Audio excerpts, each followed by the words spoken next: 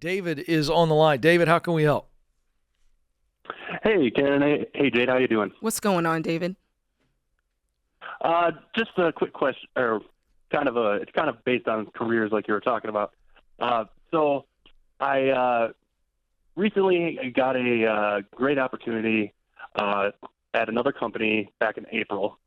I was actually really happy where I was, but they weren't quite paying me what I knew I could make with my my education that I have and the experience I have, because I have a Six Sigma black belt.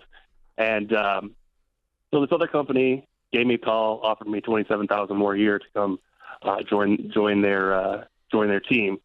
So of course I did give my employer at the time, the opportunity to make a counter offer. They couldn't match, so I ended up joining the new team. Things were going really good, but then we had some management changes.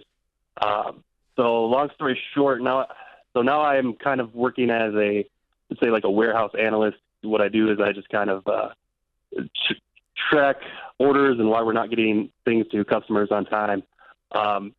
And the thing is, like, now I really don't have any purpose there. I just kind of find out what's going on every day and, let them know what the problem is. And I don't have a problem working for bosses that are younger than me, except the one I do work for now is he's 9 years younger, and he has a lot of experience, a lot of development left in him. And HR was actually hoping that I could help develop him. And he really doesn't want to take any. So, David, I feel like you're kind of dancing around the issue. Yeah. And I think you're trying to be really nice. Oh, yeah. And I hear two issues, but I really want you to tell me, what is it that you want help with today? I just don't know what I need to do with my career anymore. It's just I don't feel any purpose. Yeah, you took a higher paycheck and you got no purpose. The good news is I wrote a book called From Paycheck to Purpose, and I'll give you that. I promise I didn't put him up to that, folks. That's not a paid plug. But the issue is now we got to figure out what we want to do. And then what you're bringing up is adding insult to injury, and the injury is there's no meaning in your work. You got no juice, right? Is the way I like to say it. And so now you're going, on top of that, they want you to mentor a kid, and you feel like, why am I doing that? I don't even like what I'm doing, and then I got to help a guy who's younger and more inexperienced than I am. And so it's just creating this frustration. Am I right? Yeah, it's and the other thing is, like, he doesn't really want to take advice from me. But here's the deal. That's a non-factor. You don't want to be there, correct? Yeah, you shouldn't be training your boss. Yeah, this is a disaster. That makes zero sense. So we need to come up with an exit strategy.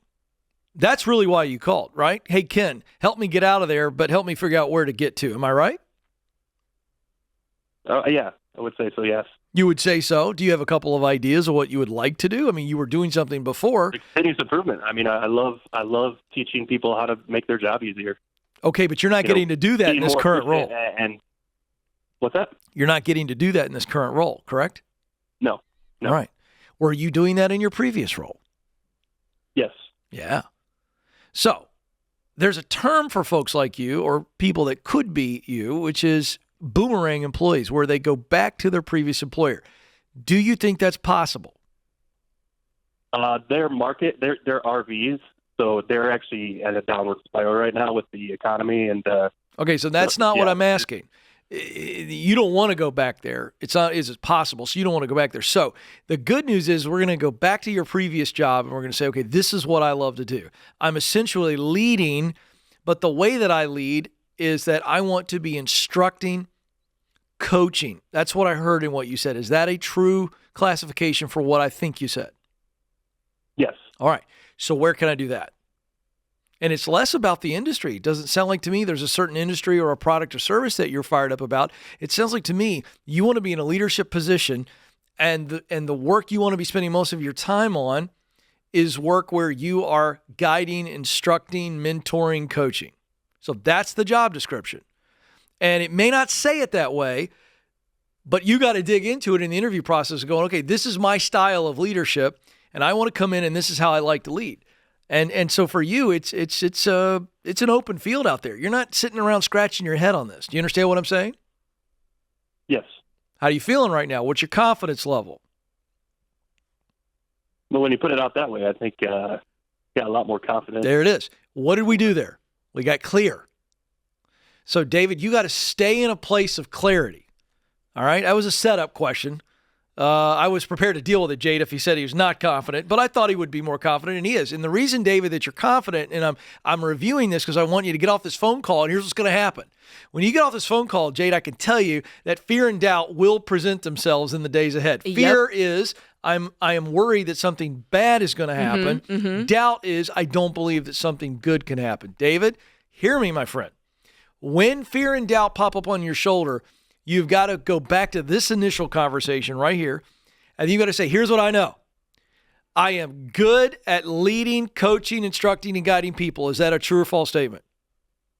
It's true. It's true. Now we're going to move to I love guiding and instructing and leading people. Is that true or false? That is true. And then we're going to say I am motivated to help people win professionally and personally. Is that a true or false statement?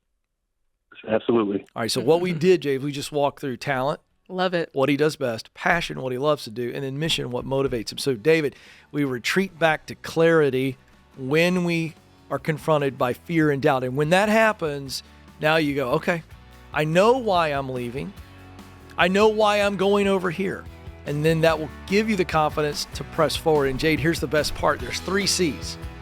Clarity leads to confidence, and confidence leads to courage. You're preaching, Ken. Uh-oh.